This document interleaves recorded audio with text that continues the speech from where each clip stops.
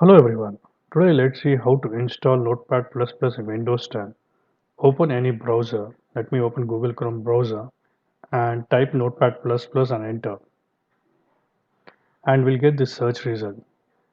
Now the first link here is the Notepad++ home site download link. You can click this. And the second is the Notepad++ home page link. So let me select the home page link, and this is a home page. Now on the left hand side, there's a download page link. Click on the download page link. And here you have a list of all the versions of Notepad++. You can click any of these versions to download. Let me select the first version. So click on this. Now here in download section, we have two versions. One is a 64-bit version, and scroll down,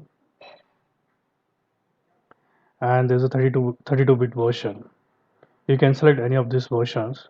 So let me select 64-bit version. Click on the installer. So this will download the installer file. So once this downloads, let me minimize this. Let me go to the file explorer. So go to file explorer and locate that installer where it is. So let me go to file explorer. So that installer will be usually downloaded in the downloaded folder.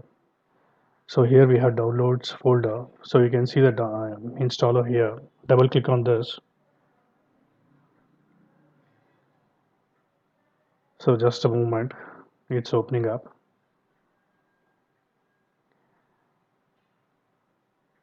Now click on OK. Next, click on next.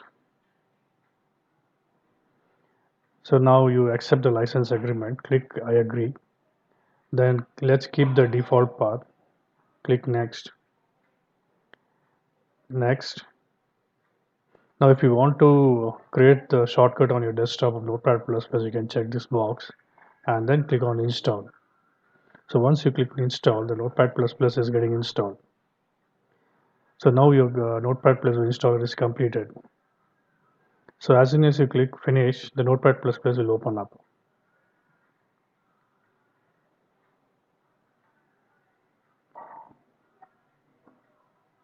So this opens up the Notepad++.